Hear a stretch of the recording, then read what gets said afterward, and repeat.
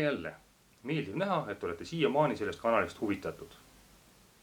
Juuni alguses puhkesid vaarikatel esimesed õied ja kuu lõpus on marjad juba küljes. Seni on nendel toored, aga küll nad küpsevad. Tänane video on juunis tehtud töödest. Need olid niitmine, riisumine ja väetamine. Kusjuures väetamise kohta olen teinud varem õppevideo. Kui huvi tunnete, siis link on video kirjelduses. Ja nüüd juunikuised tööd Vesipapi estantsias. Head vaatamist!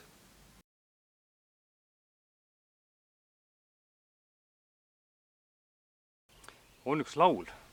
Jaanipäevaks kõrgeks kasvab rohi. Rinnust saadik kõrgub kastehein. Ei ole veel jaanipäev käes, on alles 11. juuni aastal 2022. Aga sellest hoolimata on hein üsna kõrgeks kasvanud. Nii kõrgeks, et hakkab juba vaarikaid lämmatama. Ja mis siis teha?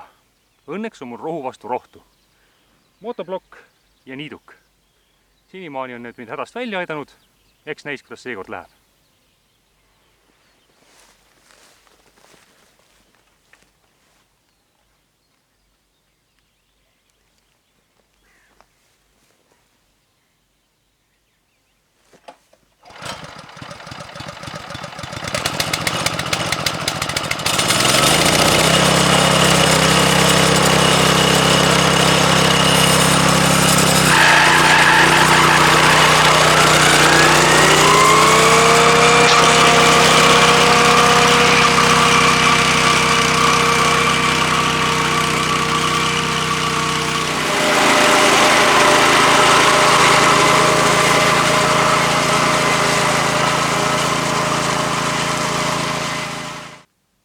Vaadates seda pilti tekib paljudel ilmselt õigustatud küsimus.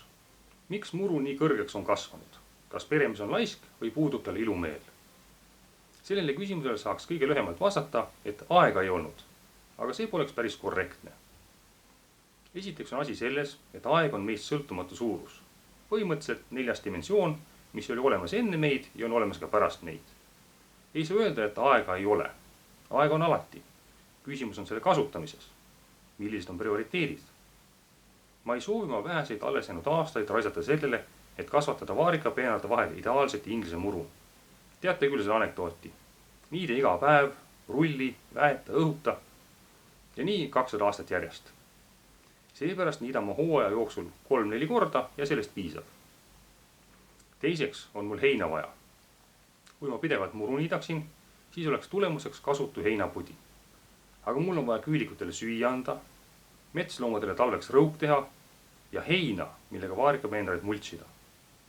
Kui ma lasen rohu põlvekõrguseks kasvada, on see ratsionaalne käik minu poolt. Eks sellega kaasnega mõningad probleemid. Kõrge hein kulutab ära vee ja toitaineid ning kipub noori vaarikaid varjutama. Aga samas kaitseb peenardele laotatud hein maapinda kuivamise eest ning heina kõdunemisel vabanevad toitaineid. Kui vaagida neid poolt ja vastu argumente, siis ise kaldun vähese niitmise poole.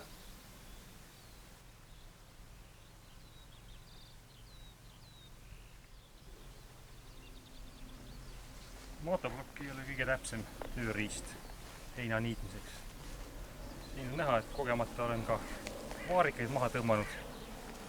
Ja samas igasugused võililled, orasein, naat ja alles jäänud. Ja pärast tuleb ikkagi minna ja natukene käsitsi kaasa aidata.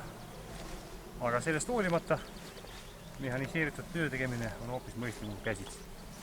Kui oleks pidanud hakkama seda tegema kas pilukse muruniidukiga või veel hullem isegi vikatiga, siis oleks pidanud siin päev otsa vähemalt vaeva nägema, võib-olla isegi kauem. Aga kuna oli motoblokk, mille kiirus on 5 km tunnis, terade lõika laius on kuskil 80 cm, siis 2 tunniga sai see plats enam-vähem ära lõivetud. Ilmselt oleks saanud kiiremini, aga just nimelt need manööverdamised ühe puu juurest teiseni, tugikeppide säästmine ja muu selline peenem töö, see võttis tempo maha.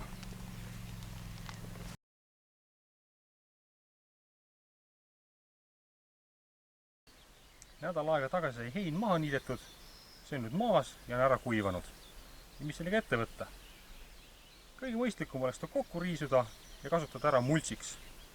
Sellepärast, et see vaarikapeenar, mis siin on, sest vanast multsist on juba rohi läbi kasvanud ja oleks tarvis mingisugust uut katet. Suurt rohimist täna ette ei võta, võib-olla mingisugused suuremad kõrred ainult eest ära tõmmata ja pärast seda lihtsalt tõmbame rehaga maha niietatud heina peenra alla ja ongi tänaseks töö tehtud.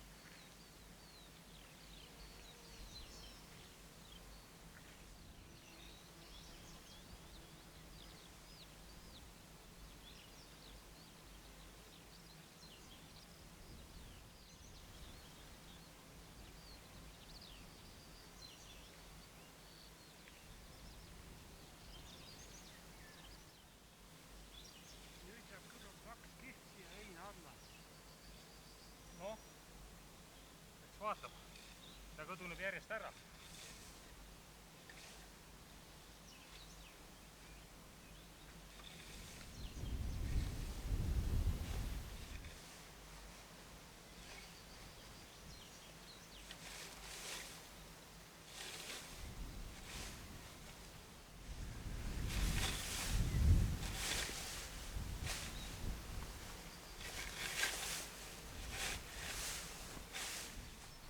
Läks aega, mis läks, aga aega läks. Õnneks polnud see niisama raisatud aeg. Nagu näete, hein on kenasti kokku riisutud ja pandud multsiks. Eelkõige küll vaarikapeenardele, aga samamoodi oma osa said õunad, loomid, hirsid. Ja tänu sellele edaspidi ehk on rohimist vähem.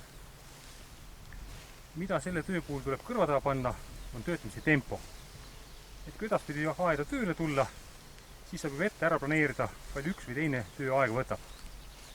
Ja selline riisumine, lihtsalt kuivanud heina kokku riisumine kahele poole peenart, selle töötamise tempo on 30-meetrise peenra peale kulub 10 minutit aega. Ja see ei ole hoolega käsitsi multsi laotamine, kus iga taime vahele tuleb väike heinatuts panna. Ei, see oli lihtsalt kokku riisumine ja kahele poole peenart sellise heinavalli tekitamine. Et siis 10 minutit 30 meetri kohta.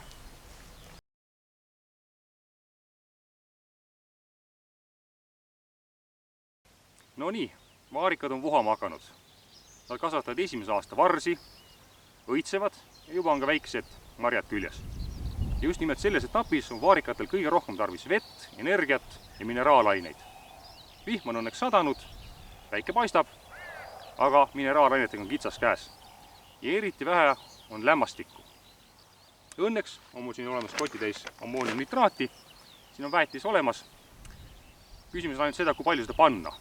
No norm näeb ette, et ühele ruutmeetrile tuleks panna 5 grammi lämmastikku. Aga siin ei ole mitte puhas lämmastik, ammooniumnitraadis on olemas ka vesinik ja hapnik ja seetõttu ma ei saa panna seda väetist 5 grammi ruutmeetrile, vaid ma pean natukene ümber arvutama. Arvutus on väga lihtne. Ammooniumnitraadis on 1/3 lämmastikku. Ülejäänud on hapnik ja vesinik. Seega, kui mul on tarvis panna siia peenra ruutmeetrile 5 grammi lämmastikku, tähendab seda, et ammooniumnitraati tuleb panna 3 korda rohkem, ehk siis 15 grammi ühele ruutmeetrile. Ja kui ma tean oma peenra pikkust, peenra laiust, siis mul on lihtne välja arvutada, kui palju ühe peenra peale peaks väetist kuluma.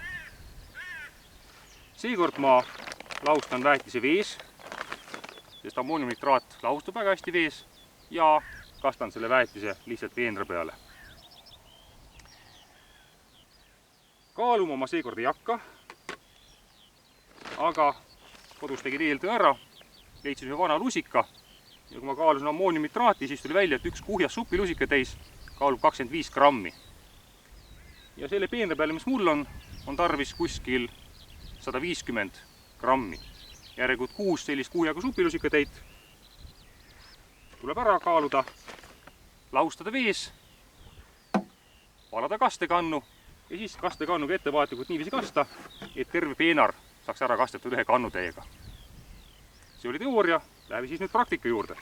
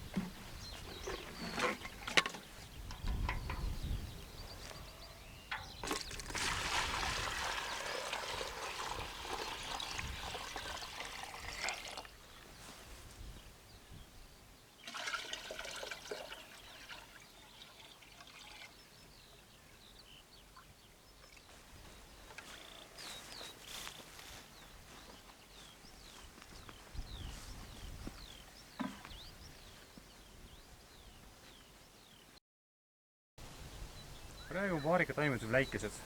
On kõigest paar aastat tagasi istutatud ja seepärast tuleb nendest poolt kanda. Tikkuda umbrohtu, laotada multsi ja loota kõige paremat, et umbrõi ei lämmataks neid väikseid taimekesi ära. Aga õnneks on see ainult ajutine pingutus. Pärast seda, kui vaarikas korralikult vohama hakkab, siis toimub hoopis vastupidine protsess, kus umbroi hakkab vaarikale alla jääma. Siin on näha siis paari aasta vanune peenar, kus umbroi võitleb alles vaarikatega, ise tuleb kah kaasa aidata, et kultuuritaimi kaitsta. Aga siit nurgast alates algab vana peenar. Ja nagu näete, see on selline pihnik, et mitte ükski võilill, naat, nõges, oakas siit läbi kasvada ei suuda. Vaarikapuumas lämmatab kõik. Ja seepärast loodame paremat.